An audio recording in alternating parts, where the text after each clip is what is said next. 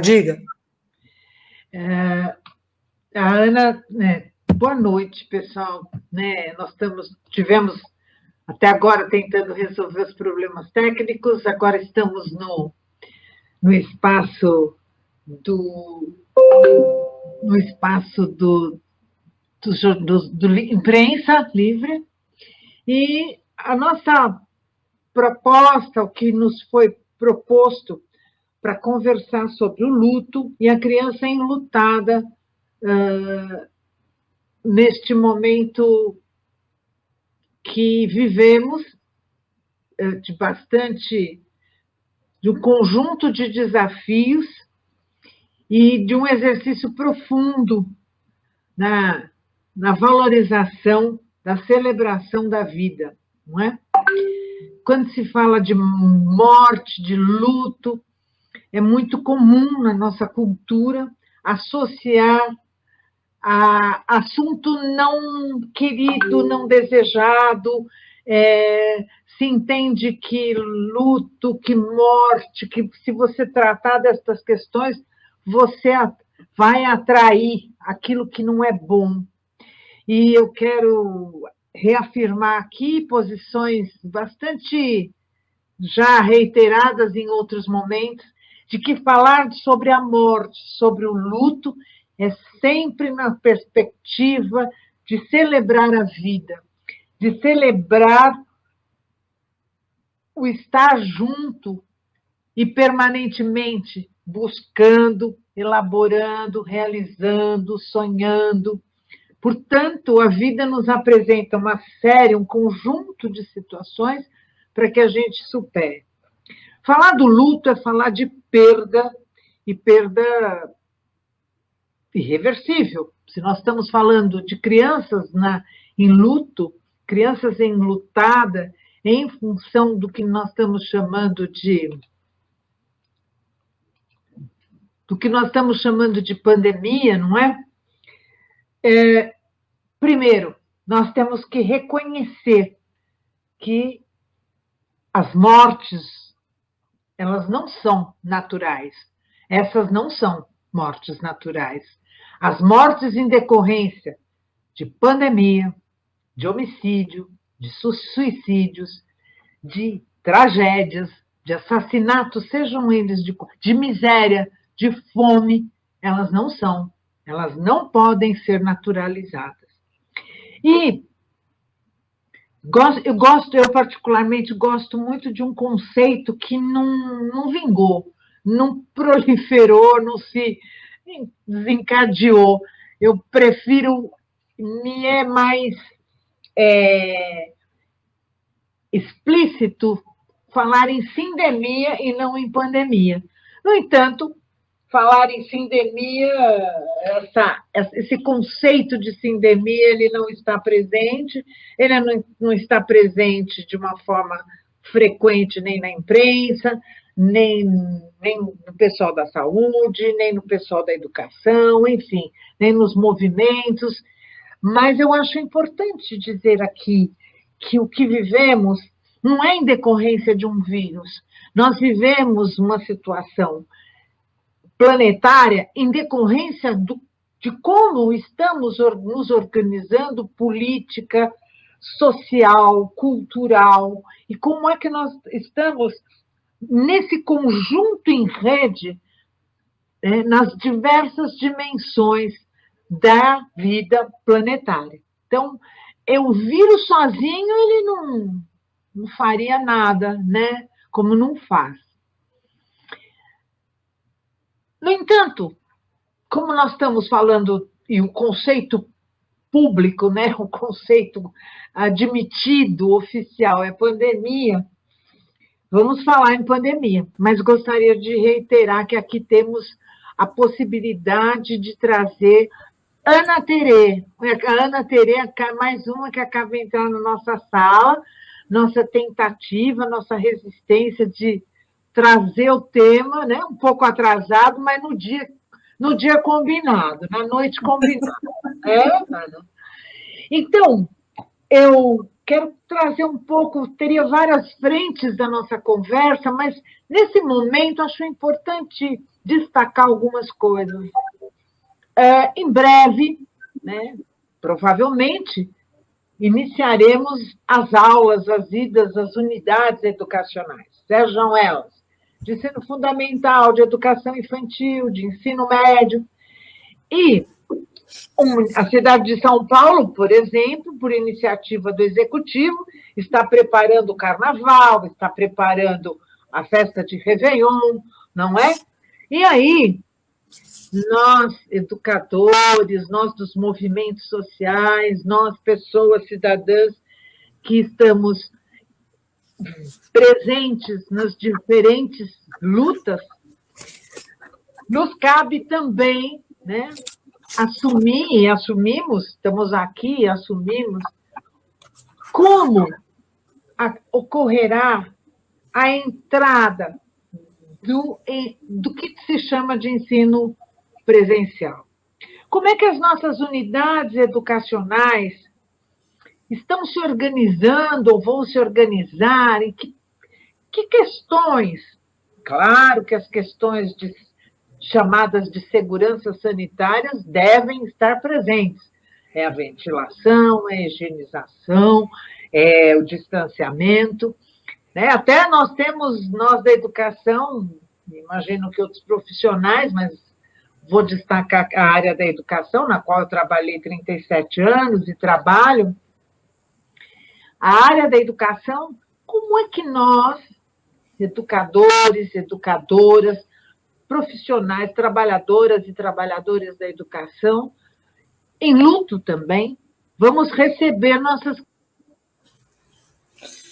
Acho que aconteceu alguma coisa, Khadija caiu, mas ela trazia para a gente essa recepção das crianças nesse contexto todo, e agora eu entro um pouquinho com a minha fala, daí eu passo para a Terê, resgatando primeiro essa ideia, né, da gente trabalhar a questão do luto. Então, não vou aqui entrar em grandes conceitos, mas assim, para a gente delimitar do que a gente está falando, o luto, ele é a experiência de lidar com a finitude de alguma coisa, né? Então, a finitude de experiências, a finitude de o falecimento de alguém, uma época da vida que se encerra, um fim de namoro, um fim de casamento. Então, uma série de experiências ao longo da vida da gente podem ser caracterizadas como períodos de luto. E é lógico que cada experiência dessa, né, ela vai trazendo elementos para que a gente possa lidar com a próxima. E esses elementos não necessariamente vão facilitar você lidar com a próxima experiência de luto, né, mas são parte desse processo. Khadija, eu seguindo, né, na hora que você caiu, não sei se você quer voltar, ou se prefere que eu siga e aí você... Eu gostaria de colocar alguns marcos, algumas questões para nós. Eu vou, nessa conjuntura, eu vou só fazer alguns destaques, tudo bem? Aí a gente pode até conversar. Então, eu acho que uma questão a ser enfrentada é como que nós vamos inserir no projeto político-pedagógico, dinâmico, em ação, a questão do luto, da morte, da vida. Como é que nós podemos tratar da questão do luto, da criança enlutada? Claro, nós estamos falando de crianças enlutadas, mas nós teremos adolescentes, nós teremos adultos dos centros de educação de jovens e adultos, nós temos no país mais de 500 mil mortes. Se você pensar que 500 mil pessoas mortas, né, tinham relações com 4, 5 pessoas, né? Diz que a média é com 10 pessoas, próximas ou mais distantes, você imagina um universo de pessoas que estão, nesse momento, num luto real, num luto de perda irreversível. Não há, frente a esse assassinato coletivo, frente a as mortes não naturais, não é? Nós fizemos um trabalho conjunto no serviço funerário e, à época, nós desenvolvemos um primeiro material dirigido às unidades educacionais. Não era um material para ser trabalhado necessariamente numa situação de luto, mas para que a gente trouxesse as questões e as manifestações, para que a gente trouxesse a conversa, o explicitar, o enfrentar o tabu sobre a morte em diversas situações, inclusive nas unidades educacionais, independentemente de idade. E nós fizemos esse trabalho, seminários, grupos de formação, encontros de formação, e esse trabalho está no site oficial da Secretaria Municipal de Educação. O material chama-se Memória e Vida, Morte e Luto. Ali existem definições do que é luto, é um primeiro material, existem sugestões de filmes, de desenhos, de bibliografias, para que a gente possa trazer a questão, trazer essa discussão para dentro do espaço institucional, do espaço educacional. É sabido que a educação não vai resolver tudo e que ela não fará isso sozinha, mas ela tem muito a fazer. E nós vamos ter enfrentamentos permanentes, porque nós teremos adultos enlutados, com crianças enlutadas, em situações de grande vulnerabilidade. Portanto, se explicitar essa necessidade, essa prioridade no projeto político-pedagógico de cada unidade educacional. Existem unidades educacionais que vivenciaram, que elaboraram projetos, que realizaram na discussão sobre a morte, o luto, celebrando a vida, a memória, a história. Então, existem possibilidades, por exemplo, de nós termos marcos de memória dentro dos nossos espaços, não é? Podemos ter celebrações de diversas maneiras, construídas juntos com as nossas crianças. O nosso olhar atento a elas é um sofrimento e aí nós vamos fazer essas leituras e a Ana vai ser primorosa nessa conversa, tenho certeza, e até com os dados que com certeza elaborou para essa nossa conversa. Então, veja, nós vamos ter uma quantidade de órfãos, as consequências do que nós estamos chamando de pandemia, elas não terminam neste ano, nem o ano que vem. Nós vamos ter crianças que nasceram e a mãe morreu, e essa mãe morreu de Covid, e essa mãe morreu da chamada pandemia, e essa mãe morreu porque não deu tempo de vacinar. Então, as consequências dessa situação chamada pandemia, nós vamos viver e aprender ao longo desse processo. Então, nós temos que enfrentar o tabu, conversar sobre a morte, reconhecer a tristeza, reconhecer o sofrimento, e isso não se intensifica o sofrimento. O sofrimento é intensificado quando não há o reconhecimento, quando há o abandono afetivo, o abandono de questões de comida, o abandono de habitação. Várias famílias foram morar em situação de rua, estão morando em situação de rua, né? Então, nós temos um conjunto de problemas sérios que comprometem a vida de todos e de todas. E o espaço da unidade educacional, seja da creche, da escola de educação infantil, do ensino fundamental, ele é um espaço privilegiado. Eu não gosto e não é correto colocar como se a educação fosse a única, e ela não pode estar sozinha também. É necessário que se tenha uma rede de proteção à situação de vulnerabilidade e das pessoas enlutadas e das crianças enlutadas. Nós teremos, né, os órfãos, né, da pandemia. Existem 2 projetos de lei no Senado dando entrada. Não li os projetos de lei, mas vou ler, que parece que tentam garantir uma assistência financeira até a criança completar os 18 anos. Nós precisamos retomar com muito vigor as nossas lutas, né? Nós temos a necessidade de ter uma renda básica cidadã. Nós temos que enfrentar essa vulnerabilidade e essas consequências da morte, que não foi nada e não está sendo e não é natural. E falar da morte, do luto, reiterar que é celebrar a vida, atenção às consequências e aos desdobramentos desse momento tão trágico planetário, não é? E essa é uma ação, é uma tragédia, ela não é uma tragédia metafísica, ela é concreta e ela depende de um conjunto de ações, de uma rede de relações de enfrentamento dela.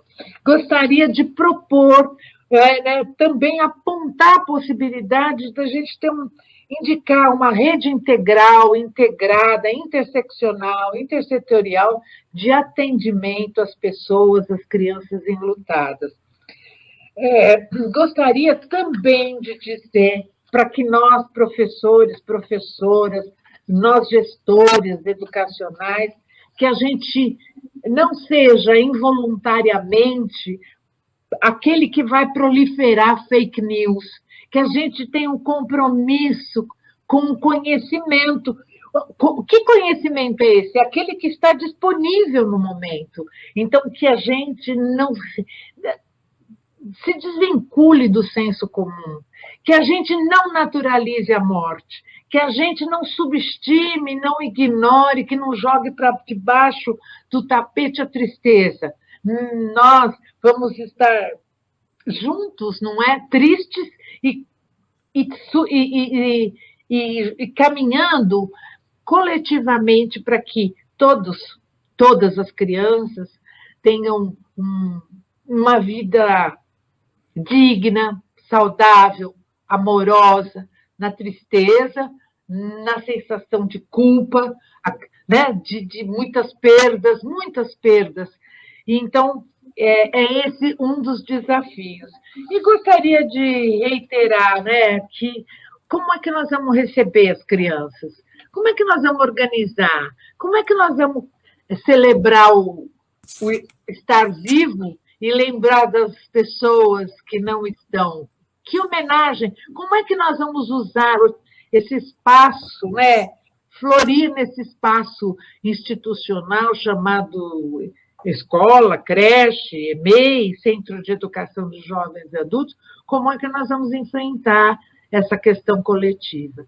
Gostaria de sugerir, eu estou lendo um livro recentemente, não terminei, recebi agora, muito interessante, a proposta do livro, não vou comentar o livro, mas gostaria de sugerir o Luto no século XXI, uma compreensão abrangente do fenômeno. Não acabei de receber o livro, vale a pena, eu acho que os professores, para estudarem nos seus horários coletivos, vale a pena pegar o material que está no site da Secretaria Municipal de Educação e vale a pena apostar na vida com dignidade e muita qualidade de vida. É isso. Acho que a gente, por enquanto, deixa essa marca.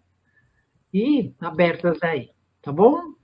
Um grande abraço, mesmo que a gente não se possa, né, se tocar, mas que cada um possa encontrar várias formas de abraçar, de beijar, de ouvir, de olhar, de cantar as músicas que os nossos entes queridos gostavam, de desenhar para eles, de escrever, de ter a nossa hora da memória nas nossas aulas, nos nossos espaços, não é?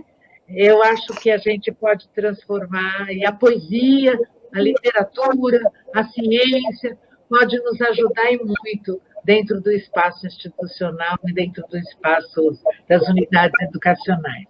É isso. Bom, primeiramente eu peço desculpa a todo mundo, quer dizer, a gente não poder, por mais que a gente testes que a gente tenha feito de conexão, quer dizer, não poderia contar que isso fosse acontecer. Eu agradeço demais ao Vitor por todo esse apoio técnico, já que ele foi inapelavelmente convocado pela Terezinha, compulsoriamente. Vitor, muito obrigado de coração a tua disponibilidade e a tua paciência com a gente que já tem uma certa idade, não é tão versado assim nesse mundo virtual, tá? E eu agradeço demais, primeiro, assim, a Terezinha, por logo de saída, quando a gente começou a falar nisso, não, vamos fazer sim. A Khadija, que eu não conhecia, estou conhecendo agora, mas a gente já viu que é uma pessoa, enfim, né, que dispensa qualquer tipo de apresentação. E a Ana Tereza, que a gente também se conhece há um bom tempo, né?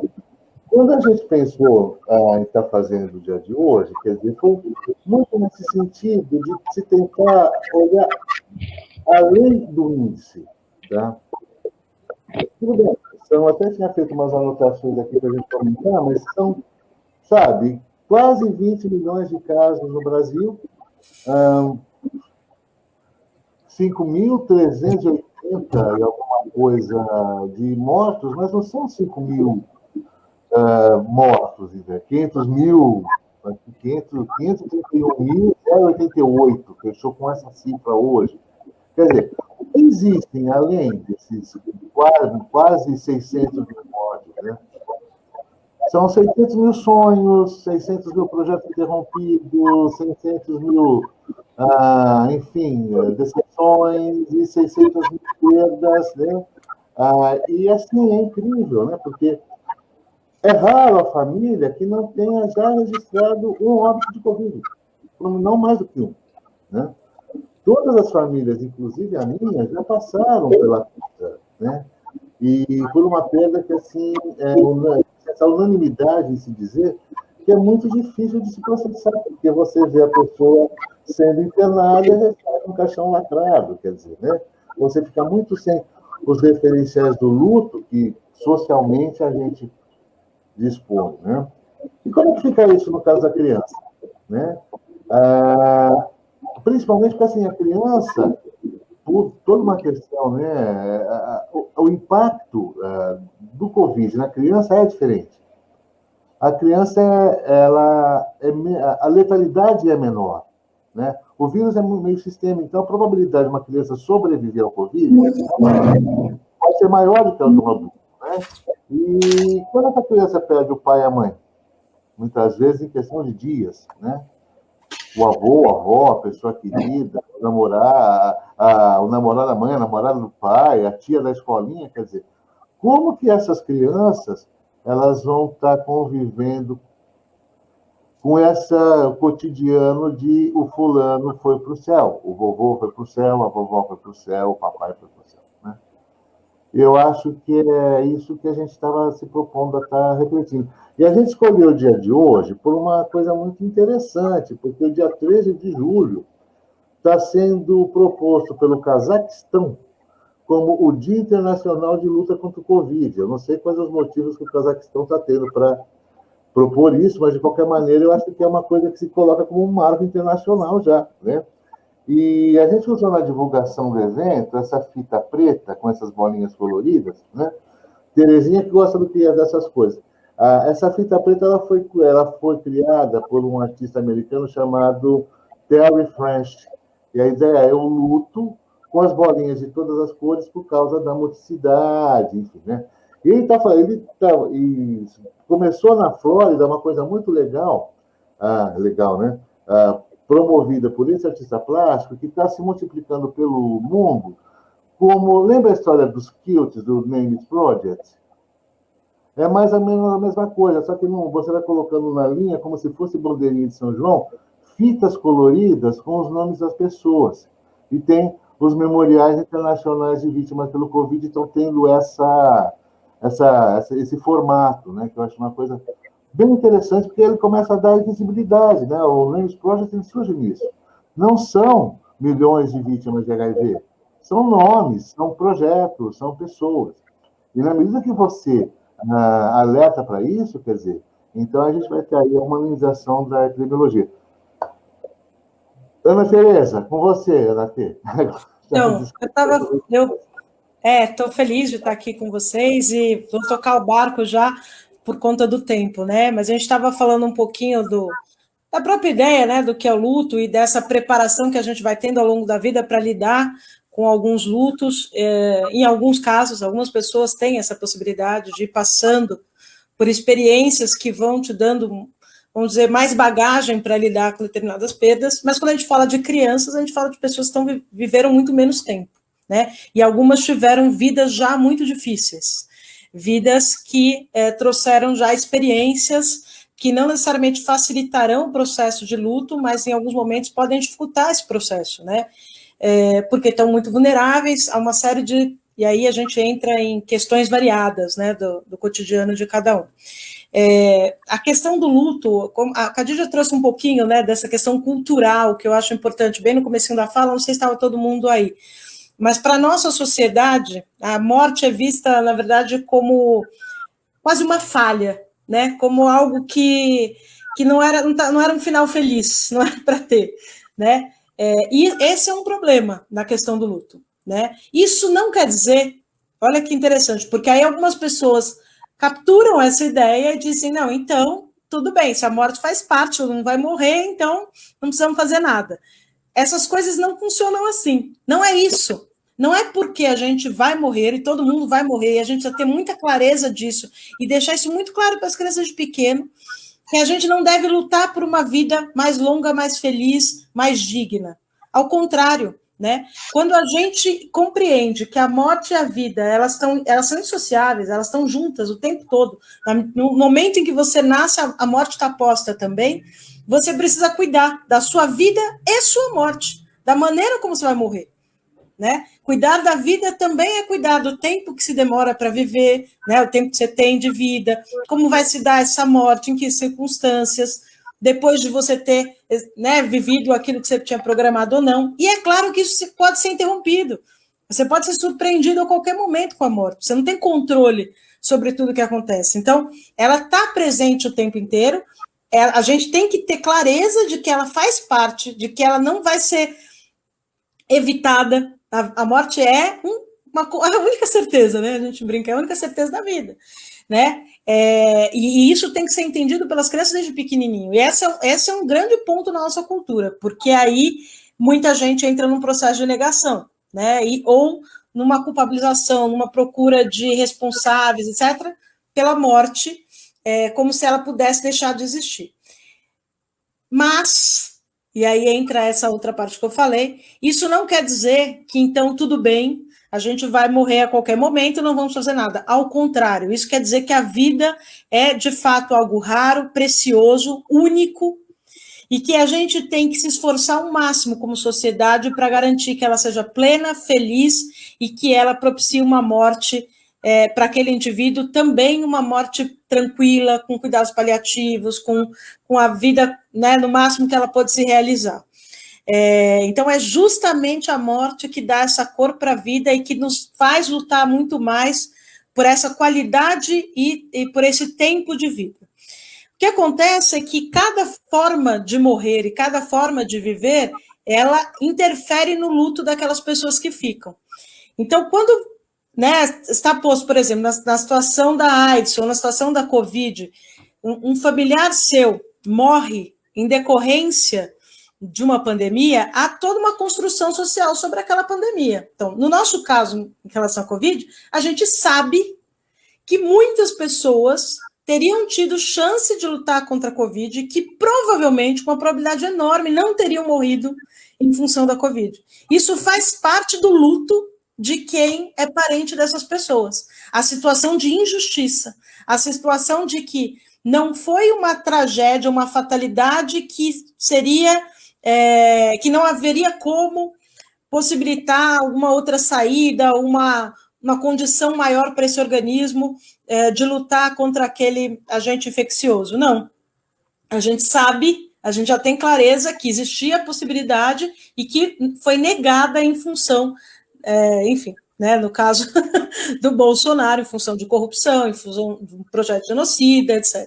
Então, isso faz parte desse luto, né? Para aqueles que têm essa clareza. Para aqueles que não têm essa clareza, ficam as fake news como parte do luto deles, e que a gente sabe que aos poucos elas vão caindo. Então, além de tudo, vai ter essa experiência, né, para uma boa parte, tem gente que pode ficar em negação até o final, mas a experiência de se dar conta de que acreditou que aquilo era inevitável e que não lutou, e não lutou por aquela pessoa, etc. Então, veja, tudo isso, e eu estou falando só pequenos detalhes, mas tem muito mais coisas. Assim como no caso do HIV, há um certo julgamento das pessoas. Então se ele pegou, No caso da Covid, se ele pegou, saiu, não se cuidou, foi embalada, fez não sei o quê. Então, há um julgamento, isso também está posto em relação ao luto dos parentes, amigos e das pessoas que estavam juntas. Há sempre uma preocupação em relação mas ele estava em casa? Ele tomou vacina? Qual vacina ele tomou? Então, há sempre uma preocupação, e isso acontece em todos os tipos de morte, da sociedade, das pessoas que estão próximas, de tentar entender o que aquele indivíduo, enquanto indivíduo, teria feito para morrer, né? E um julgamento em relação a isso, né? E isso acontece também com os familiares, né? E aí vem as raivas, Então, o luto, ele é composto de toda essa implicação, tanto social, cultural, quanto pessoal, quanto da forma de vida daquele indivíduo, da maneira como ele é interpretado e julgado pelos outros, e assim pela criança. Quando a gente fala da criança, a gente está falando de um indivíduo, dependendo da idade, que tem pouco tempo de linguagem verbal, mas que tem uma grande compreensão por meio de outras linguagens, né? E que consegue perceber, sentir e vivenciar aquela situação, tanto social quanto familiar. Eu tenho trabalhado em escola, né? Sou orientadora educacional há 13 anos, e a escola que eu trabalho estava presencial todo esse tempo. Então, estava presencial, não, estava híbrida, né? Mas com os pequenininhos já era o tempo todo, né? E a gente pôde perceber, né, a maneira como as crianças já estavam manifestando, não necessariamente um luto em relação aos seus familiares, mas um luto em relação às mortes por Covid na sociedade.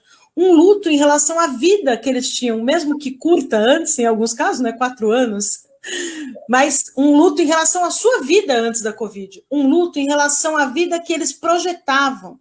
Então, né, adolescente de 15 anos não vai poder ter festa, coisas que podem parecer, puxa vida, vai olhar para isso, mas para aquele indivíduo, naquele momento da vida, aquilo era relevante, né? Para o pequenininho, se ele vai poder visitar a avó, não vai poder visitar a avó, era relevante, também é um luto para ele. É lógico que a vida precede todas essas experiências, mas também são questões que estão sendo apresentadas. Eu tive uma experiência no dia que o Paulo Gustavo, aquele ator, faleceu, muitos alunos e muitos pacientes me procuraram. Foi um marco muito importante para as crianças e para os adolescentes, a morte dele, porque era alguém que muitas crianças eram fãs. E naquele momento eles entraram em contato, né? Eles tiveram, vamos dizer, para aqueles que não tinham vivenciado na família, entre os amigos ou com os funcionários das escolas em que eles estão, e que eles tiveram a cara, o rosto, a história e o afeto por alguém que faleceu de Covid. E ali eles puderam exercitar essa experiência que, né, espero que não passem, mas que um dia certamente vão passar mais para frente, né, de perder alguém. E é uma coisa interessante, porque as pessoas elas buscam sempre no outro que está enlutado aquela tristeza profunda, né? A criança, mesmo adulto, né? Assim, existem muitos tipos de luto. Como eu falei, tem muito a ver com a forma como a pessoa morreu, a forma como o outro vivenciou as perdas ao longo da vida. Mas na criança isso é ainda mais interessante, porque a criança, quando ela é noticiada de que alguém faleceu, nem sempre ela sabe esperar o que virá, o que é alguém falecer. A inexistência física do corpo ali daquela pessoa, né?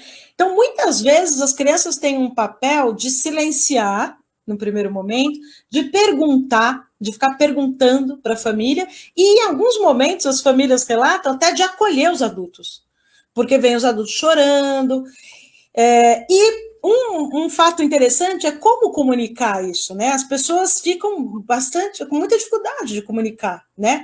A Covid, ela tem uma coisa diferente do HIV, né, da AIDS, que ela às vezes, ela mata muito rápido, assim, é impressionante, né? Em alguns casos, assim, o tempo que entre você ter o diagnóstico e você falecer, né? Felizmente, hoje, em relação à pandemia de HIV/AIDS, a gente já tem, né, uma série de possibilidades aí de tratamento, etc. Então, muitas vezes a família não teve aquela antecipação do luto, que é muito positiva quando é possível fazer, para a criança, de ir preparando a criança para isso.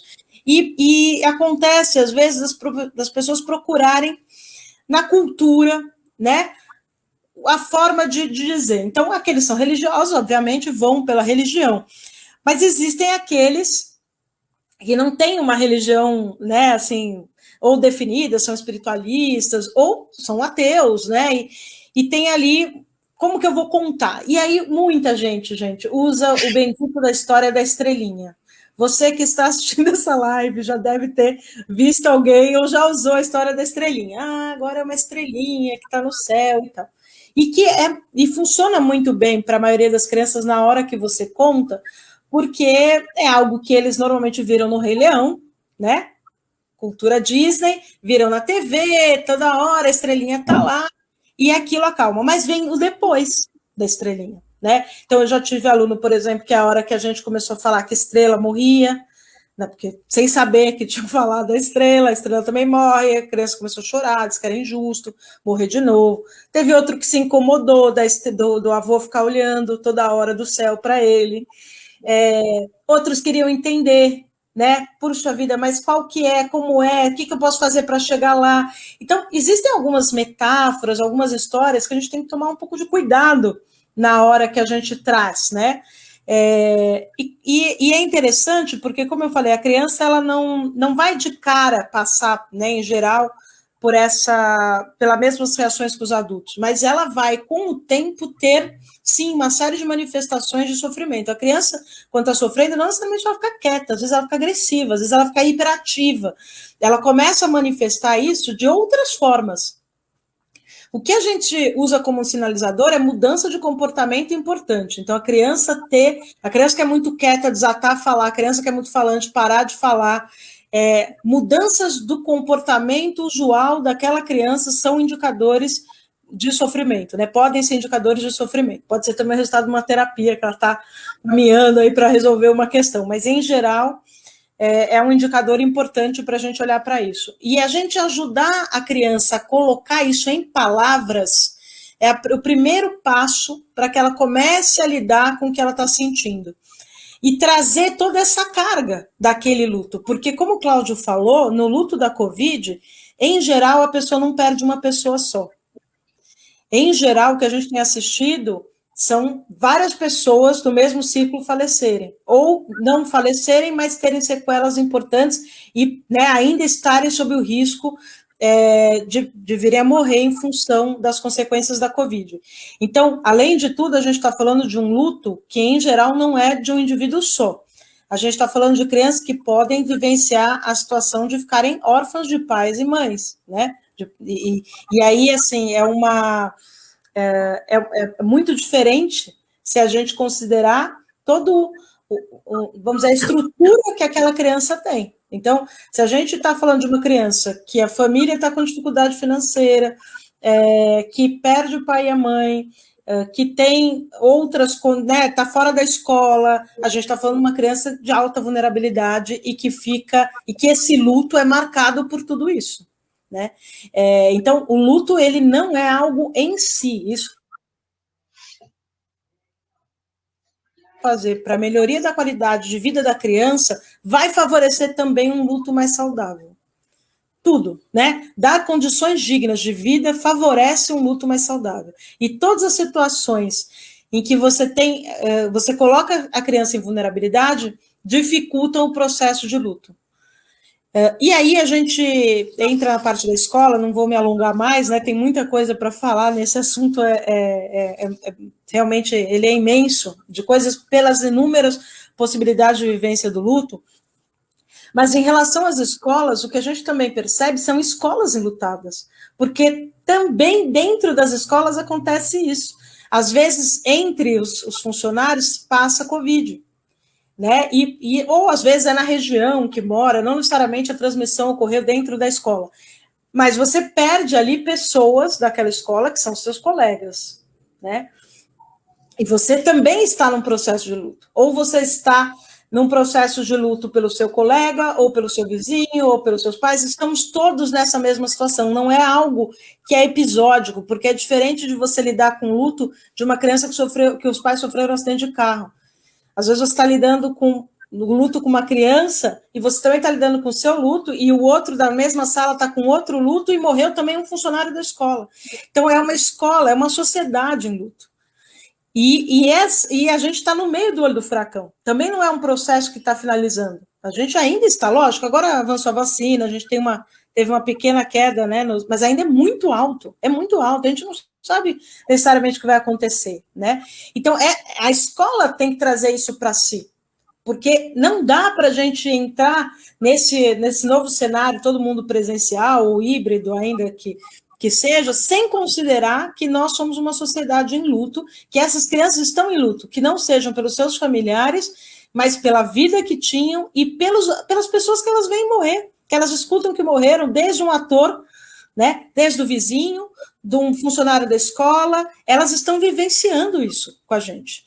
E como lidar com isso, né? Acho que a Radija trouxe pontos fundamentais, né? Por exemplo, criar um memorial. Então, como que a gente faz para presentificar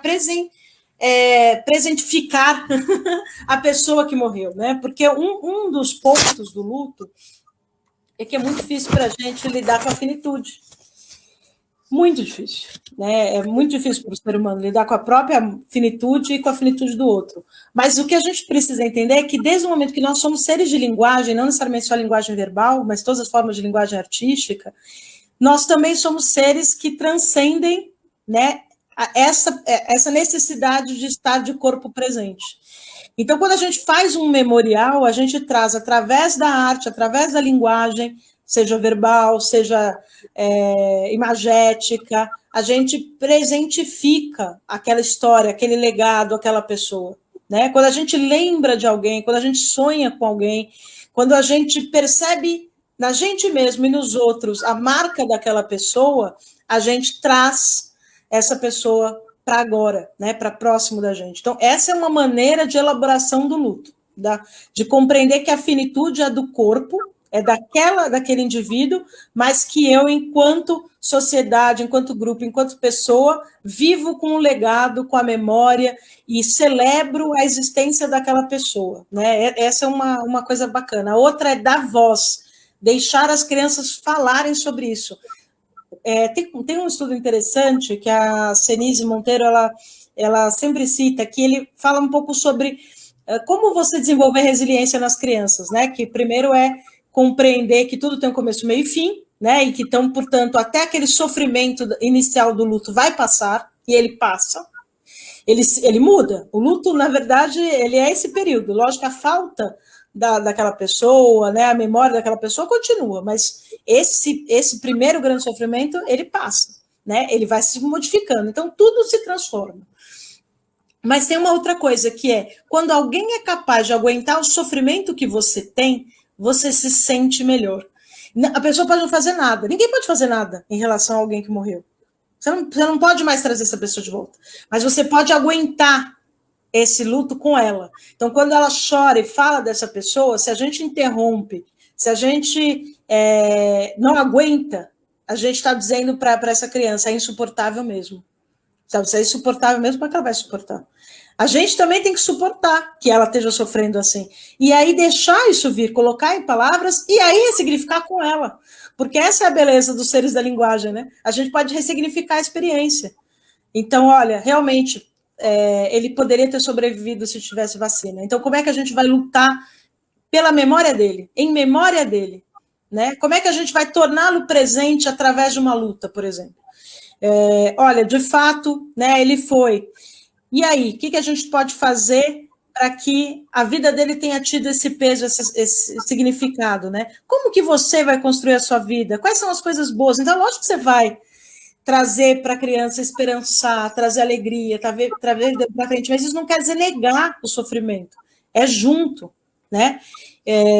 Então, acho que eu já falei demais, né? Mas eu queria trazer um pouco dessa ideia de que a criança, mesmo que não pareça, gente, porque ela não vai seguir aquelas coisas, sabe, negação, raiva, barganha, depressão, aceitação, necessariamente. Ela não necessariamente vai passar por essas fases do luto do jeito que a gente entende, né? Porque ela muitas vezes não consegue expressar dessa forma e muitas vezes ela não tem nem bagagem para compreender isso, dependendo da idade, se for muito, muito pequenininha.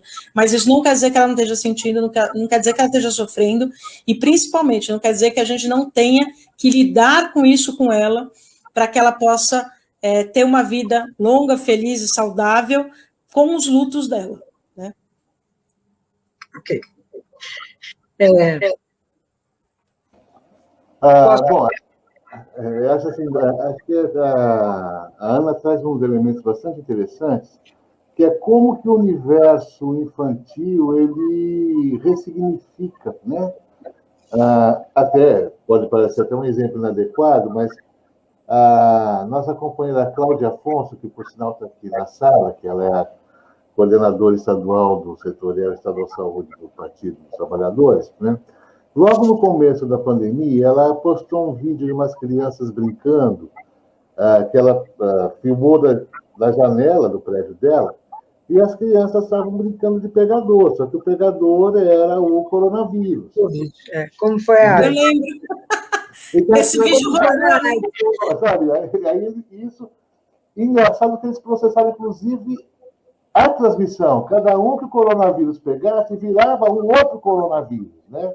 Então, quer dizer, e isso, você trabalhar isso no lúdico, você trabalhar isso dentro desse universo da significação, e uma perda com todas essas características que a Ana colocou, quer dizer, perdas múltiplas, perdas institucionais, e como que a criança vai estar internalizando isso, e o que ela vai estar externalizando a partir dessa internalização, que eu acho que é o que tem que ser trabalhado mesmo, né? Quer dizer, fora isso, né, eu acho que soma-se a esse fato o fato do impacto que o confinamento está tendo.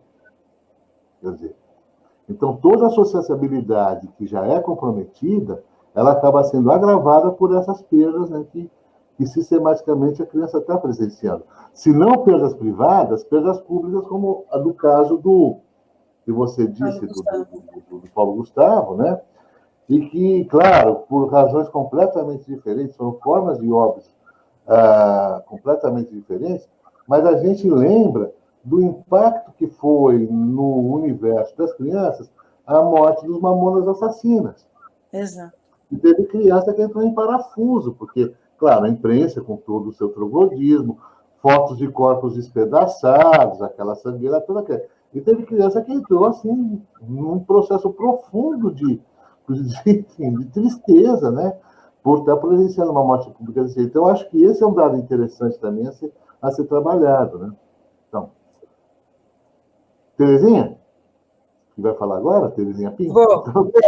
Vai sair. Eu achei muito legal, porque eu acho que a gente vai completar, né? Eu queria primeiro começar pelos dados, né? Porque eu queria fazer uma comparação com a pandemia do HIV. A pandemia do HIV levou 40 anos para ter 130 mil órfãos entre crianças e adolescentes. Em 1 ano e 2 meses, só no Brasil, os dados são do IPEA, a gente tem 45 mil órfãos pela Covid. Eu acho que esse é um dado, e contando, né? Então, eu acho que as duas pessoas que falaram antes de mim, tanto a Ana como a Cardiga, colocaram coisas muito importantes, que é em relação principalmente a nossa postura. Como é que nós, educadores, nós pessoas, nós adultos, vamos lidar com toda uma geração que viveu um confinamento que você não teve na pandemia do HIV. As pessoas morriam, mas elas morriam lentamente, infelizmente. Era o doloroso, era horrível, mas assim, você teve um confinamento, você tem sequelas desse confinamento, você teve a privação do convívio social, né? Não que eu não sou daquelas que acho que a escola é fundamental numa criança de 0 a 3 anos. Eu sou uma defensora de que a criança de 0 a 2 anos, pelo menos, deveria ficar no ninho, né? Mas esse ninho não é um ninho onde as pessoas estão vivendo um luto de 560 mil pessoas morrendo, com medo de pegar a doença e deixar a sua criança pequena órfã, com medo de perder o emprego, perdendo o emprego e não tendo o que levar, né? Então, eu acho que nós temos uma realidade que as sequelas do que nós estamos vivendo, ela vai demorar muito tempo para passar. Então, eu queria abordar no sentido de o que nós, na nossa cultura ocidental, não fazemos e poderíamos começar a fazer, se não porque deveríamos ter aprendido com os orientais antes, deveríamos ter aprendido com a pandemia do HIV, podemos aprender com esse horror que nós vivemos, esse genocídio impressionante. Porque essas crianças órfãs, elas não estão vivendo necessariamente com estranhos.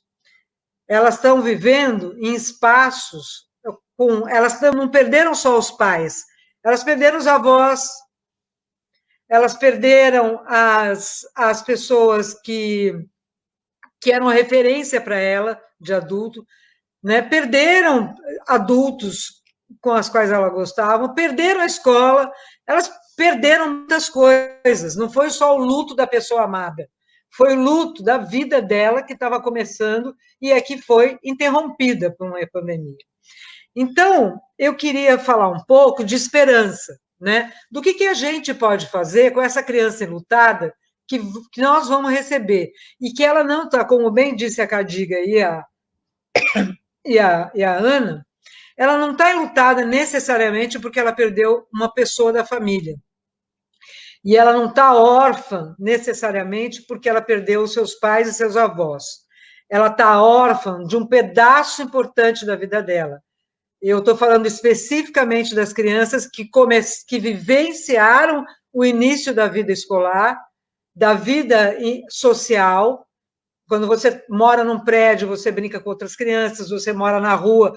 Quanto mais no interior, que a gente brinca, né, com os amigos na rua, isso foi interrompido. E as reações que isso trouxe, elas foram diversas.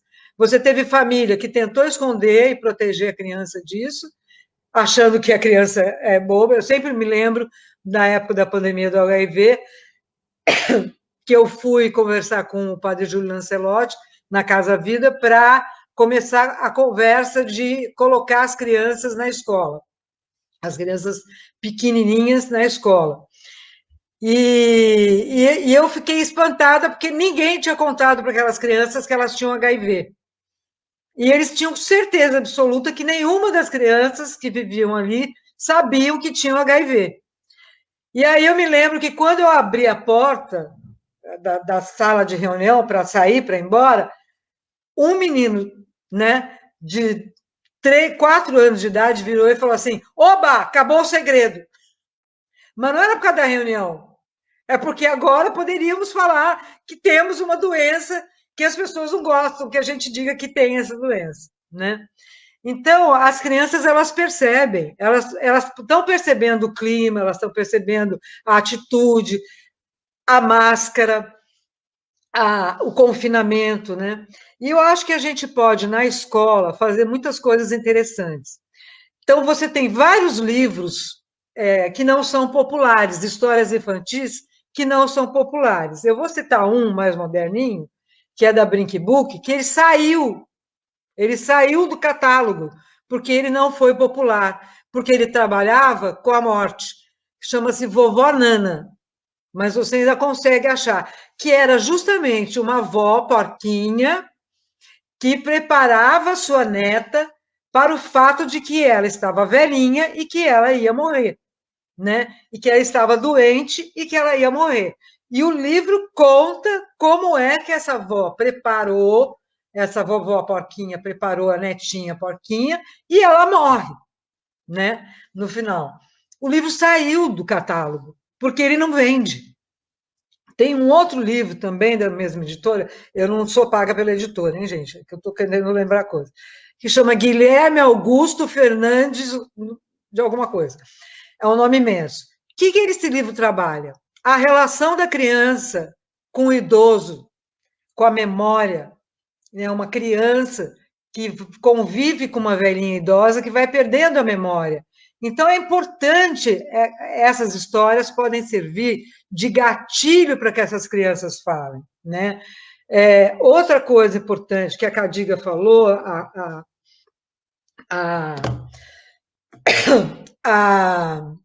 Ana também, a gente tem que entender como a morte faz parte da vida, né? Eu vou citar o Rubem Alves, que tem um texto maravilhoso. Você fez a sua música. Você fez o que você queria fazer, você está fazendo o que você queria fazer, ou o que os outros querem que você faça? Quais são as concessões que você está fazendo para a sua vida? Então, quando você tem a morte como companheira, quando você tem o conhecimento da sua finitude, você começa a lidar com ela a viver melhor, a celebrar melhor a vida.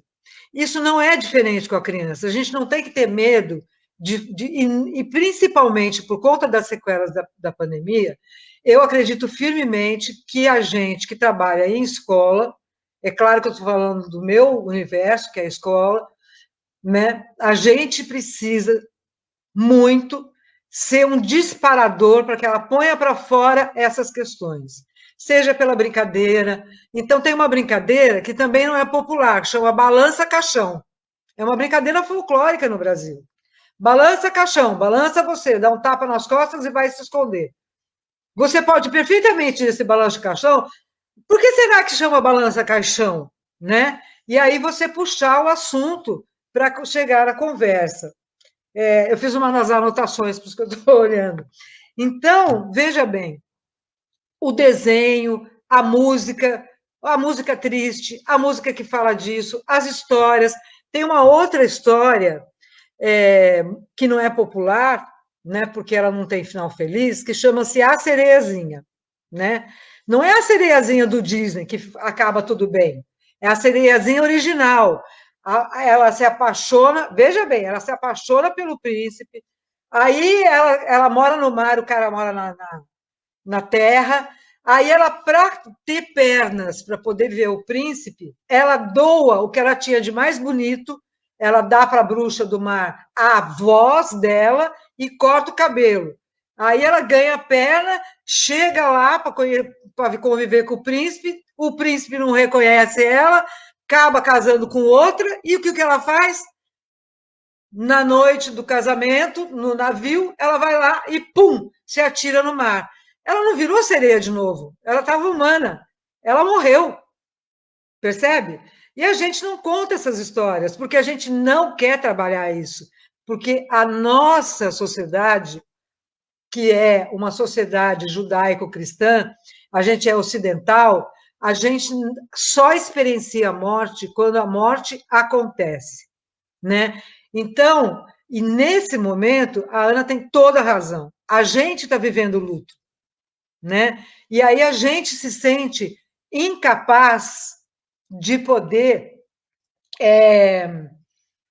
trabalhar isso com as crianças. Mas se a gente não fizer as crianças falarem sobre isso e fizer algumas coisas, né? Por exemplo, plantar uma árvore é melhor do que falar da estrelinha, porque você pode dar o nome do colega para a árvore, você pode fazer uma homenagem com a árvore, né?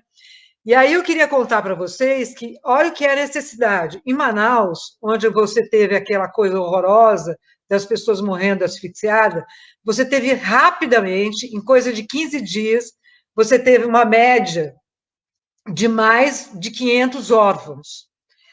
E lá, as mães, um grupo de mães se juntou e formou uma associação para cuidar desses órfãos. Então, essas mães, e isso está se multiplicando no país, associações que estão pensando nessas crianças que estão órfãs e que estão buscando famílias, primeiro a família original, e se a família não tem condição, porque ela já é uma família que está em situação de vulnerabilidade, essas crianças, essas mães dão cesta básica, elas procuram ajudar e dar estrutura para que essas famílias fiquem com essas crianças, para que essas crianças tenham a referência da própria família, né? Então, eu penso que, nesta volta, trabalhar isso não é um mês, não vai ser num mês, num ano, nós vamos ter... E, infelizmente, pessoal, todos nós nós, professores, vamos ser cobrados pelo conteúdo que as crianças perderam. E eu acho que a gente não pode entrar nessa armadilha. Não é o conteúdo que essas crianças perderam. Essas crianças estão com sequelas emocionais, são sequelas importantes. Então, é nisso que nós temos que pensar. Nós não somos psicólogos, mas nós somos professores. Nós fizemos pedagogia. A gente aprendeu, na pedagogia, psicologia infantil. Então, a gente tem o dever de lutar contra essa pressão do conteúdo e trabalhar que essas crianças voltem a acreditar na vida, voltem a achar que é bom brincar e que tem uma luz no fim do túnel e que nós vamos sair dessa história. Porque, infelizmente, nesse país, essa pandemia não vai acabar. O cara pode fazer 500 carnavais, mas essa pandemia, ela vai durar. Ela vai durar. Porque essa vacinação, ninguém pode achar normal você ter uma média de mortes de 1.400 pessoas por dia. Não é normal. Isso não é normal. Isso tem nome, chama assassinato, chama genocídio. Não é normal. Cada dia que passa, você tem mais crianças ficando órfãs. Essas crianças vão voltar para alguma escola, em algum momento. E a gente vai ter que lidar com isso. Não é com pena, mas é com profissionalismo. É nos preparando agora para poder fazer exatamente o que a Cadiga e o que a Ana acabaram de dizer. Fazer com que essas crianças externalizem isso, coloquem isso para fora, vivenciem isso, sem medo de ser feliz. E nós também não somos super. Nós não somos super professor, super pais, super mães, super tudo. Nós também podemos chorar junto, nós podemos também falar que a gente também está triste, porque nós também perdemos. Eu perdi 2 pessoas da minha família, né? Não eram pessoas distantes e tal, pessoas com quem eu cresci. Você vai perdendo a sua referência, né? É difícil você encontrar. A minha escola teve casos de Covid, não morreu, as pessoas não morreram, mas uma professora perdeu a mãe. Ela não está mais na escola, mas todos nós éramos amicíssimos dela. Todos nós sentimos, todos nós ficamos. Então, isso não pode passar em brancas nuvens. Não pode fingir que, bom, então tá, então a gente voltou, vamos recuperar o conteúdo. Não, não vamos recuperar o conteúdo. Nós vamos nos recuperar dessa barbaridade que nós fomos submetidos. 1 ano, quase 2 anos, 1 ano e meio. Né? Lembrando que a gente não pode sucumbir, eu vou repetir, porque eu acho isso muito importante. A gente não pode sucumbir à tentação dessa pressão de recuperar o conteúdo. Nós temos que recuperar o amor à vida, a luta, e lembrar daquele verso importante, né? A luta, meu filho, é renhida, viver é lutar. Então, é essa a mensagem que eu queria deixar aqui. E agradecer muito ao Cláudio, Cadiga, Ana. Eu queria agradecer muito a oportunidade de ter voltado a falar em público, porque é uma coisa que eu deixei há muito tempo, mas eu achei que... Fiquei até meio assim, não queria aceitar, achei que não tinha nada a dizer e também não queria dizer, porque quando você está vivendo um próprio luto, você fica meio com medo disso, e eu acho isso. Eu acho que a pandemia, ela não trouxe só órfãos, são órfãos diferentes. não são órfãos que são órfãos de repente, né? Então, eu acho que é isso que eu queria deixar para vocês, né? Viver é lutar. E, nesse momento, para a categoria dos professores, a luta vai ser essa.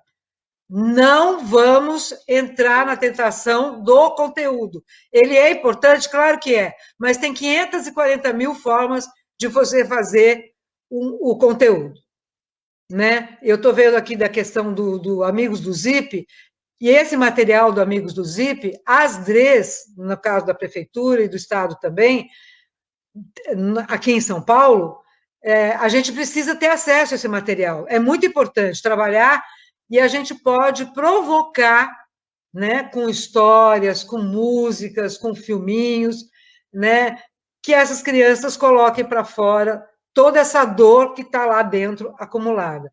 Eu vou terminar recomendando a vocês que vejam no site do Unicef uma pesquisa onde a Unicef trabalhou com uma porção de crianças de 2 a 12 anos, e eles mostram que nem os pais perceberam o quanto de solidão e de luta essas crianças estavam sentindo. E eles só perceberam pelo desenho, porque a Unicef estimulou a que essas crianças enviassem o desenho, né? E aí, pelo desenho, eles perceberam o quanto a pandemia estava afetando essas crianças que nem tinham perdido ninguém, né? Aparentemente, né? Então, assim, super obrigada. Não, eu acho que, assim, a gente que tem que agradecer toda essa exposição. E, Terezinha, o que você colocou é fundamental. Não tem que ser super, super, entendeu? Se tem muito essa ficção, não. Você tem que ter um distanciamento profissional, você tem que olhar com distância aquele seu objeto de trabalho. Quer dizer, na saúde, isso talvez seja um pouco até mais forte do que na educação, onde o profissional sequer pode se sentir enlutado em função da perda do seu paciente que ele assistiu a vida inteira, né? Então, a gente não pode sentir dor. E eu acho que isso é fundamental, quer dizer, você não omitir, mas fazer da sua dor também um motivo de partilha e de avanço, né?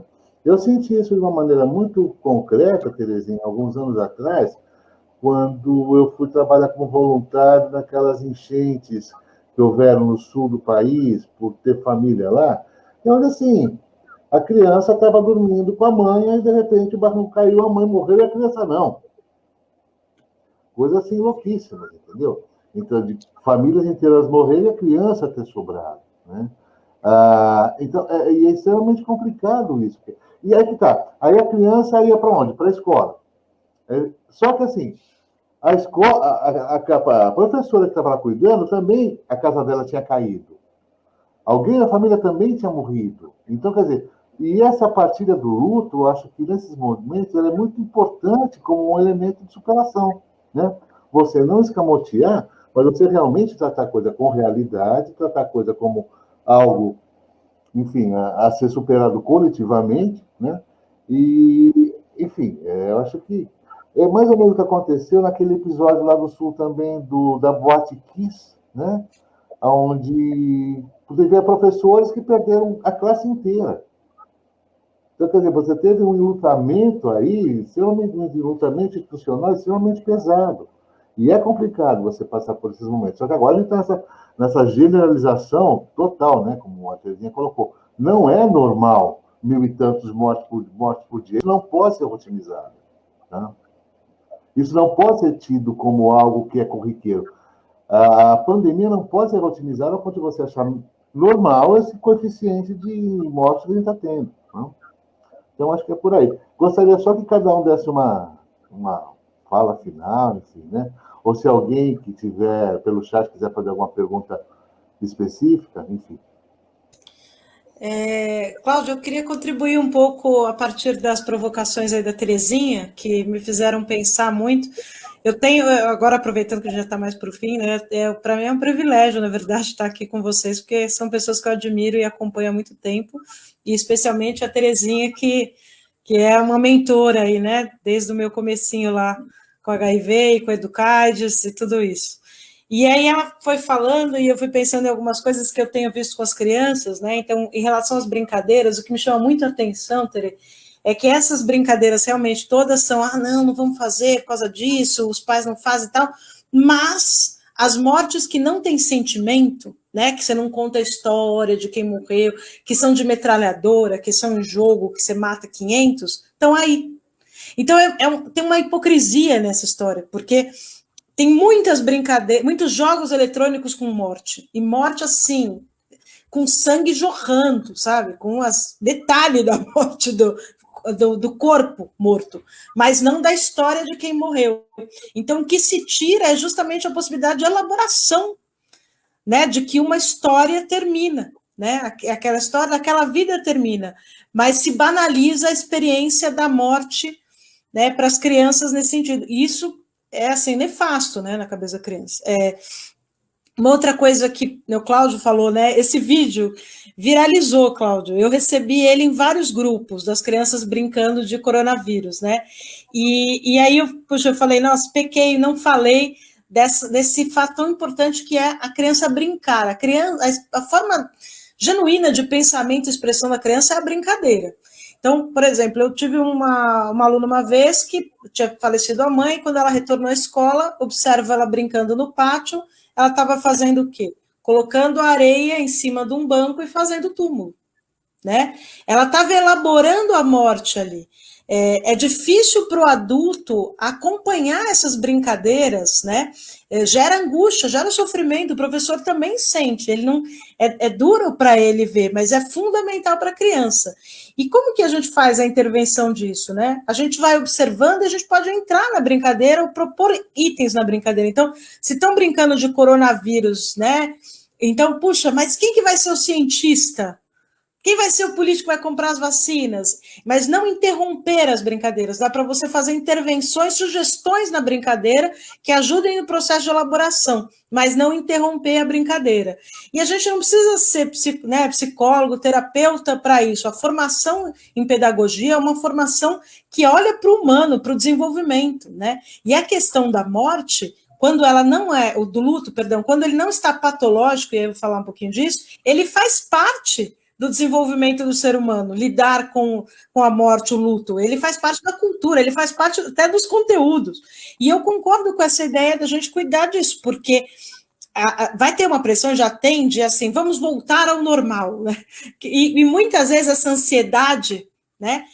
Quero colocar meu filho na escola sem sofrer, estudando, ele perdeu muita coisa, ele está atrasado, e é fácil as pessoas entrarem nisso, é muito fácil, porque vai vir uma cobrança forte, e também porque lidar com essas coisas, as pessoas falam, eu não estou preparado. Se eles falarem de morte, o que eu vou fazer? Bom, quando eles falam de sexo, o que você faz? Quando você lida com temas que você não tem tanta bagagem, o que você faz? Primeiro, você vai estudar para ter, mas você também devolve a pergunta, porque a gente precisa ter resposta para tudo. Vamos pensar junto. E o que você acha? O que você sentiu e você? Às vezes eles têm tantas histórias, tem tanta sabedoria, às vezes, no comentário de uma outra pessoa que fez para o outro ali, né? Eu já tive situações por exemplo, dos alunos estarem falando em mentoria, que eu faço com eles, de falar, não, eu perdi não sei quem. E o outro aluno, lembra aquela vez que você me viu quieta e perguntou o que era? Falando para o aluno que contou da perda dele. É porque eu também tinha perdido meu avô. E aí começou a contar, e o outro contou quando o pai contou que a avó morreu, e de repente você só fica ali mediando. Tem hora que eles querem saber de você, né? E aí você diz. E é importante, assim, cuidar para que as nossas crenças não sejam verdade. Porque no caso da morte, a verdade verdadeira é que ninguém sabe, né? O que se acontece, alguma coisa não acontece, porque entra a questão da religião, né? Muita gente vem com essa certeza. Então, é trazer para você, para a sua família, né? Para ele, não. Ele pensa de outra forma, né? Que riqueza nesse momento a gente poder tratar de um tema, né? Em que as pessoas possam ter diversidade de pensamentos e que ninguém tenha aí uma verdade absoluta, né? O que se sabe, né? É que o corpo da pessoa deixa de existir. né? Então, isso é importante, né, para a gente também, nessa hora. A gente tem que ter essa tranquilidade. E a criança, ela não necessariamente vem tristinha contando. Muitos alunos e pacientes chegam e falam assim, olha, encontrei a minha avó morta. Chegam, às vezes, com uma dureza da fala que o adulto não tem, o adulto cuida para contar, né? E a criança, às vezes, não, ela vai trazendo e muito adulto julga isso. Ah, ela nem sentiu. Ela falou assim como se fosse nada, depois já virou e falou da canetinha do outro. Não é assim que a criança funciona. Ela jogou aquela informação primeiro, né? Porque nem ela está sabendo processar, né? Então, e aí você acolhe a informação e segue o fluxo da criança, né? Mas você já tem aquela informação, ela dividiu com você um luto, né? E eu também tive situações, pessoal, e não foram poucas, de crianças que inventaram mortes. Chegaram e contaram que não sei quem, que o avô foi internado, que morreu de Covid, paranã, paranã. Medo disso acontecer, né? Criando aquela fantasia. E aí, é mentiroso. Não é mentiroso. Puxa, olha só, poderia realmente ter acontecido. Aconteceu com algumas pessoas, né? Mas que bom que não aconteceu. Por que será que, né, você estava falando disso? Está difícil falar disso? Você está triste com as notícias? O que você está sentindo? Né? Perguntar. Então, isso também acontece, porque uma coisa é importante, gente, todos nós aqui, por exemplo, eu acho que dos nós 4 aqui, não temos mais bisavós. Nós temos? Alguém tem bisavô aqui vivo? Não? Tem? Não. Muito bem. Uma coisa, outro dia eu estava conversando com uma pessoa... Minha mãe já é bisavó. Então, uma coisa é a gente, por exemplo, eu ter perdido um bisavô com ele morrendo de ataque cardíaco numa mesa de jantar. Outra coisa é quem perdeu o bisavô num campo de concentração. O luto desta pessoa lá na frente, que nem conheceu o bisavô, por ele ter morrido naquela condição, é diferente de quem viveu, de quem sabe que o bisavô morreu na mesa comendo. Então, essas crianças, elas sabem, né, aquelas que viveram na família delas, que perderam alguém na pandemia de coronavírus, na história da vacina. Então, tudo isso está nesse pacote, gente. E, como disse a Terezinha, isso vai nos acompanhar anos, porque isso é uma marca, isso é um trauma mesmo social, né? É algo muito forte, muito, que a gente ainda está vivendo. É difícil até a gente mensurar, né? Então, eu acho que esses pontos são importantes, e dizer para a criança que a vida dela continua é fundamental, sabe? É fundamental a gente perceber, e acho que essa é a última coisa que eu queria trazer, quando o luto não está mais dentro de um processo saudável, porque luto é parte da vida. É parte da vida. Quem não tem luto é porque está morto também. Mesmo que seja negação, é luto, está vivo. Agora, quando que o luto começa a gerar um adoecimento mesmo? Quando ele fica muito estendido. Então, passou de um ano aquele luto, é um indicativo de encaminhamento. E a escola vai ter um papel fundamental nessa leitura, de encaminhar, né? Enfim, ajudar aquela estrutura daquela criança, ou fazer encaminhamento mesmo, procurar assistência social, enfim, é a forma como cada nível, né? Depende um pouco, e cada professor e cada escola está organizado. Mas se a criança ela para de brincar, é um sinal assim de algo. Se for logo após o luto, né? Se for logo após o falecimento, 3 meses, etc. Mesmo assim a criança brinca. Mas a brincadeira vai mudando, fica, né? Tem mais momentos de isolamento, de silêncio, de agressividade. Mas se a criança começa a embotar, né? A parar de brincar, não ter mais carinho, etc. Ela pode estar precisando, aí sim, de um atendimento na área da saúde. Né? Não é toda criança que está em luto que precisa de terapia, como não é todo adulto que está em luto para terapia. Né? A sociedade tem que dar essa continência para o luto, mas existem sim, por aquelas coisas que eu falei antes, por condição mesmo psíquica de algumas pessoas, pela forma como foi o luto, né? Pelo que aconteceu no processo de contar, né? Porque às vezes as pessoas se atrapalham muito e a criança vai descobrindo, e aí às vezes ela descobre de um jeito muito atrapalhado. Então, enfim, tem 1000 coisas que entram no processo de luto. As crianças, muitas vezes, as crianças são autocentradas, gente. Muitas vezes elas acham que elas foram a causa da morte. E quer ver na Covid como isso é fácil? Todo mundo diz para elas o quê? Criança não fica doente, mas você precisa se cuidar para não levar a Covid para casa, para o vovô e para a vovó. Aí vovô e vovó morrem. Aí o que a criança pensa?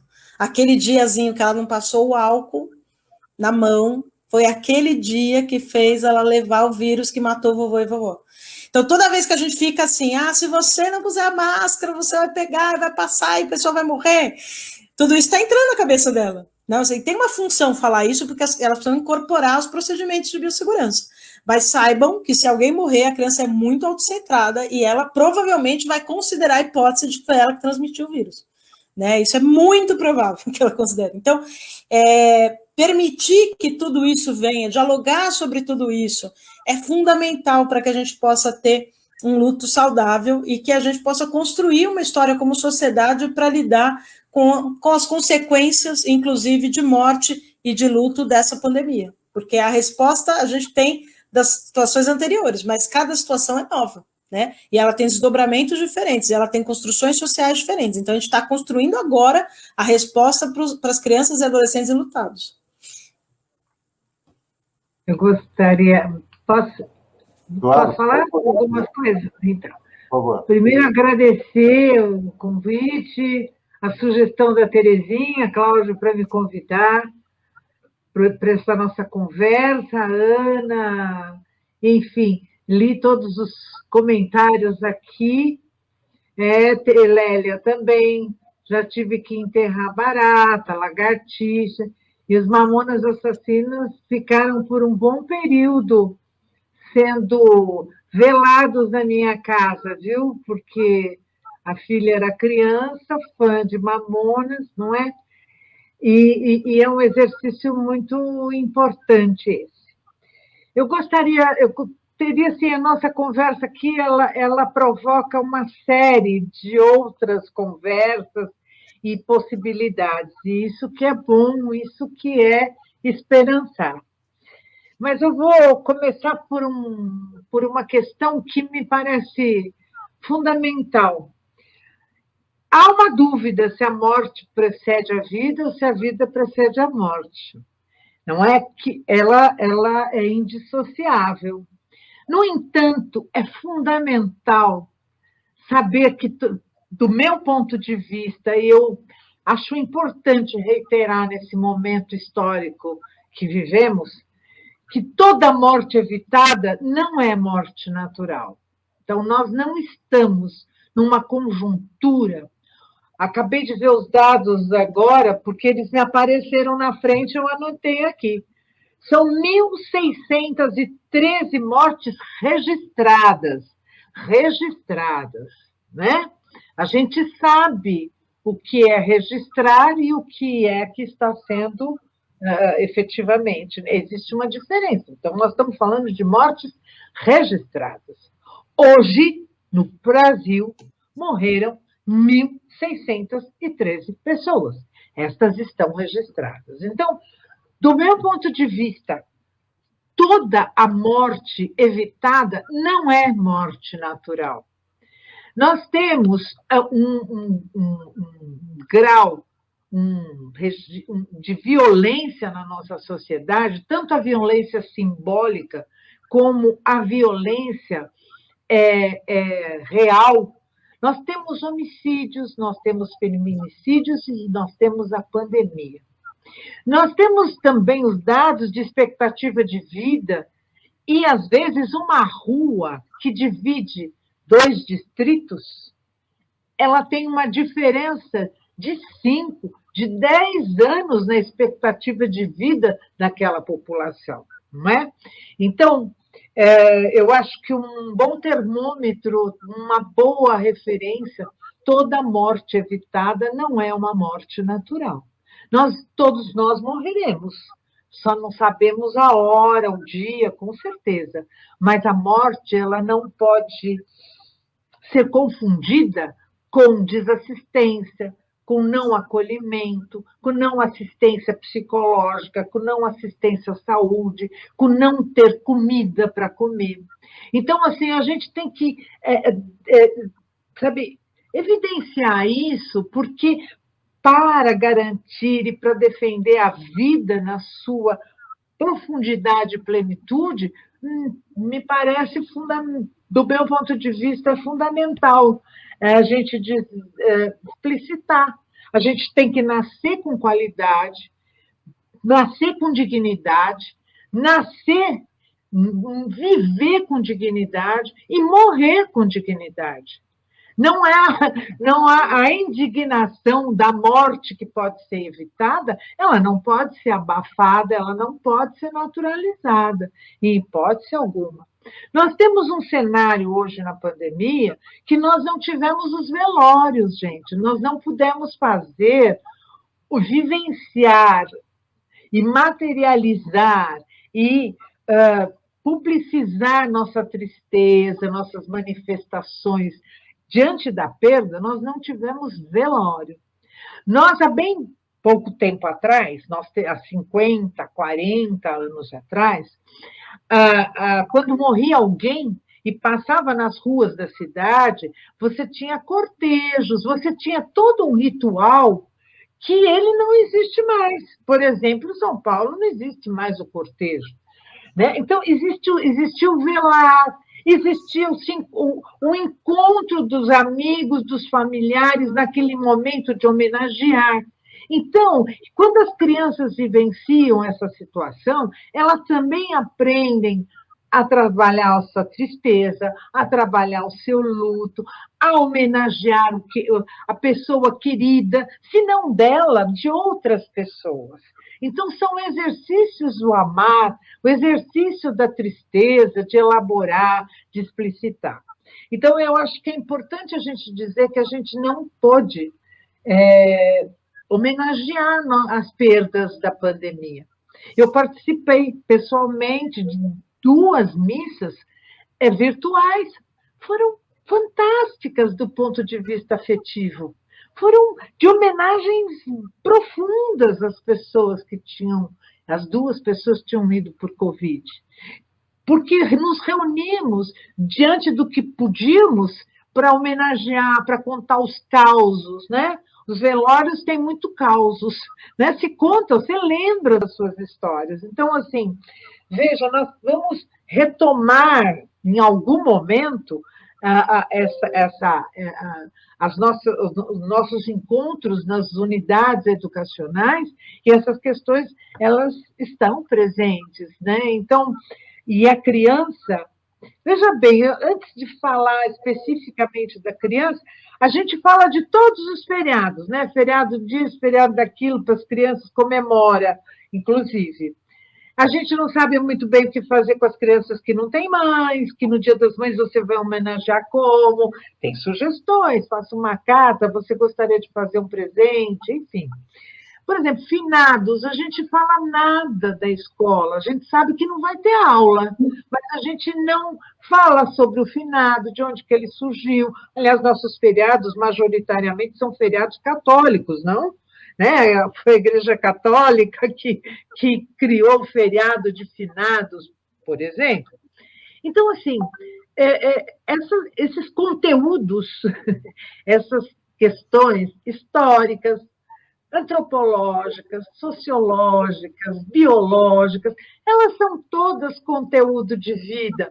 E, assim, que conteúdo, né? Essa preocupação do formal no conteúdo, isso tudo é de uma amplitude de currículo, entendendo-se currículo, de currículo da forma mais... de toda a organização da unidade educacional, não é? Então, acho que a gente tudo indica, gente, que a gente vai ter que levantar a demanda de ter uma rede de proteção e acolhimento às crianças enlutadas, aos adolescentes. Não é possível você ter um número de órfãos que a educação não vá trabalhar, não vá pontuar, que não vá acolher. Vai sim acolher, mas a educação não vai dar conta de tudo. Nós não somos super e a instituição não é super, mas ela é importantíssima, não é? Então, nós temos que pensar nessa possibilidade da gente trazer essa demanda político-social de atenção às crianças e adolescentes enlutados, órfãos ou não. Isso é muito, do meu ponto de vista, e de algumas pessoas com as quais eu converso, muito, muito importante. Uma questão que eu gostaria muito de dizer, a gente já fez essa proposta em 2015 no município de São Paulo, para que a gente trouxesse a questão do luto, da morte, da memória e da vida, como questão curricular, nesta concepção de currículo, e eu acho que agora, ou a gente faz isso, ou a gente vai negligenciar a vida. A vida vai negligenciar o sofrimento, vai negligenciar a tristeza, não é? E eu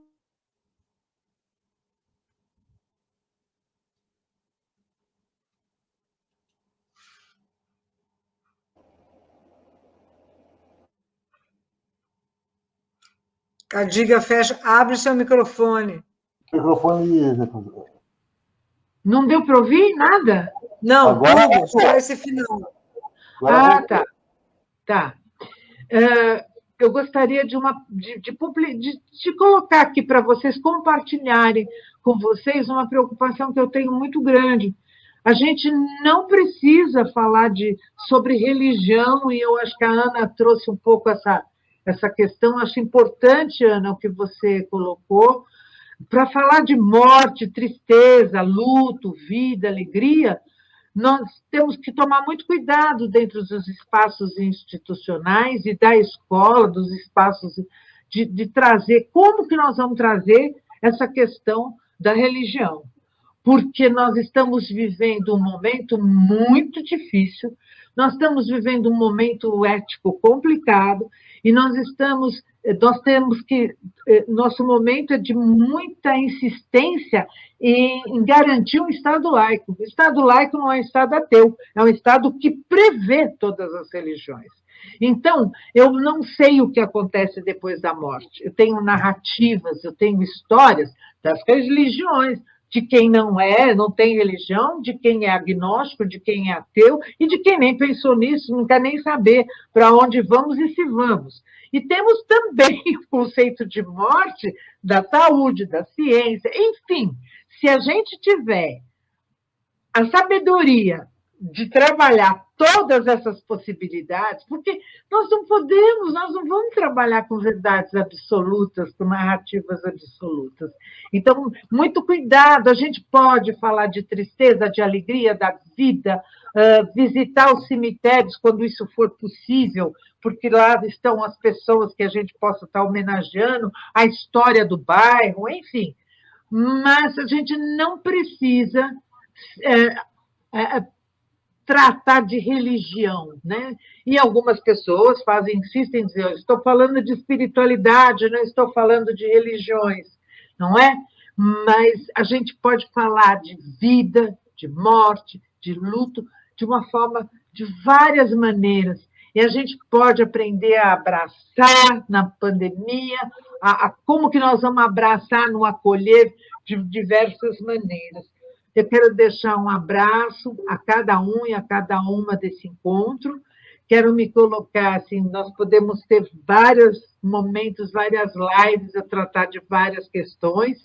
E uma sugestão que eu faço também sempre, nas nossas unidades, apelar para a arte, para a música, para a literatura. Nós temos, sim, filmes para as crianças, desenhos animados, o Rei Leão é o que faz um sucesso danado.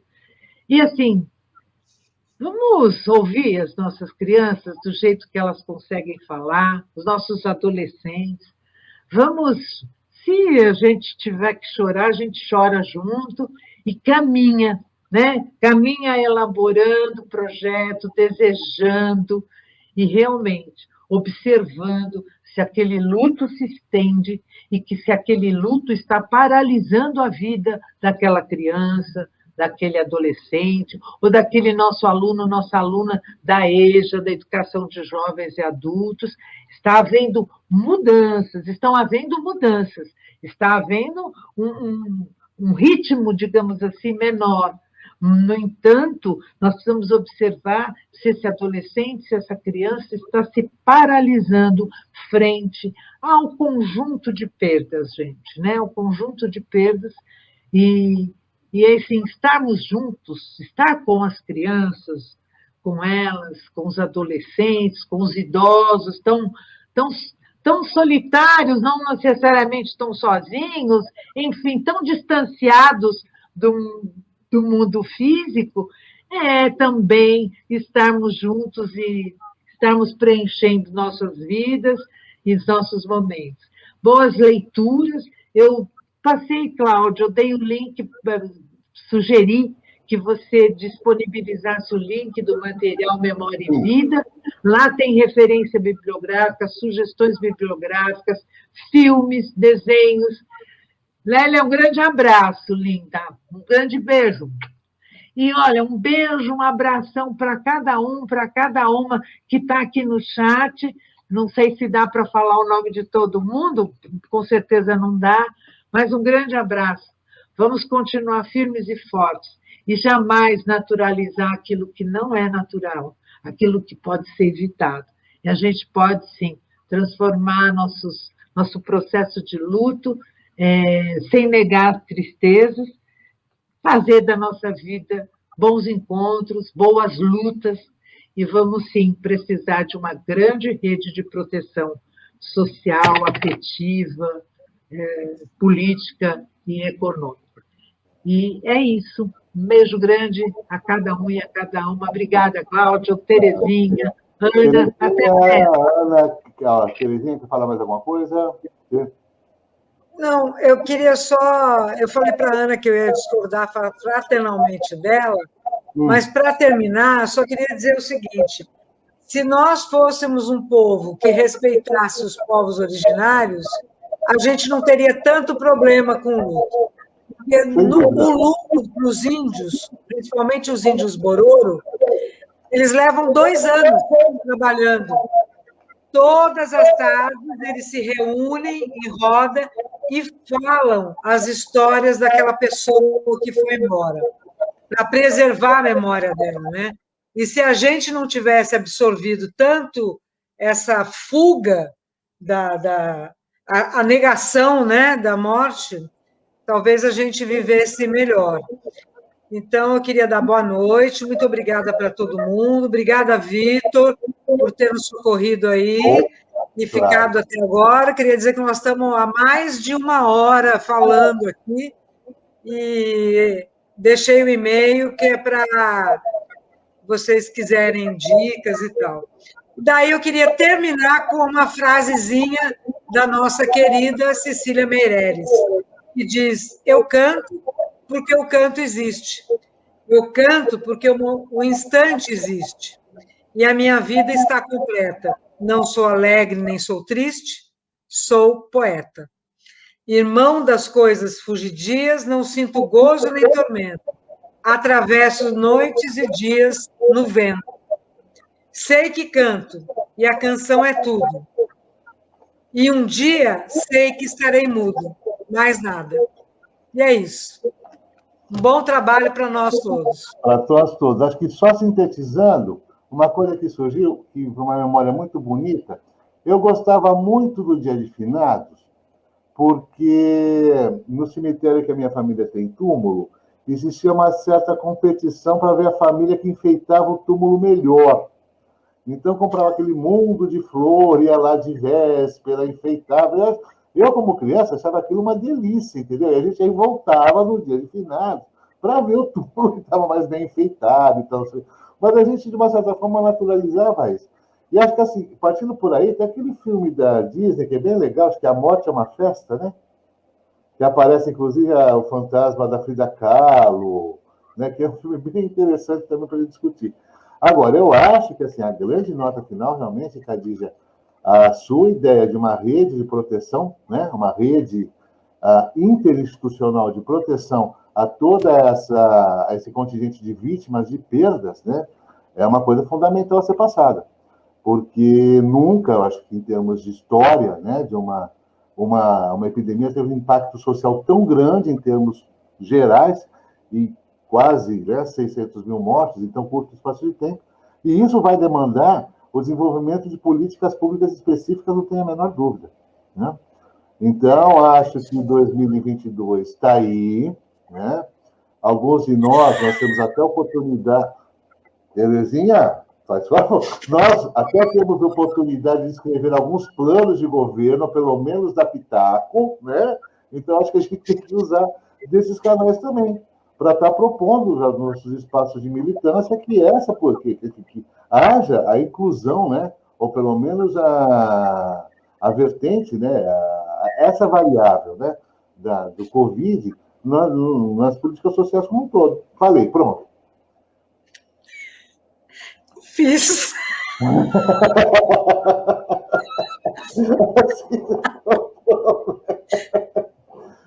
Bom, então vamos terminar unissonamente com Fora Bolsonaro? Ah, perfeito. 1, 2, 3. Fora Bolsonaro!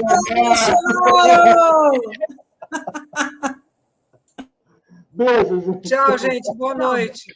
Tchau, abraço. Tchau, tchau.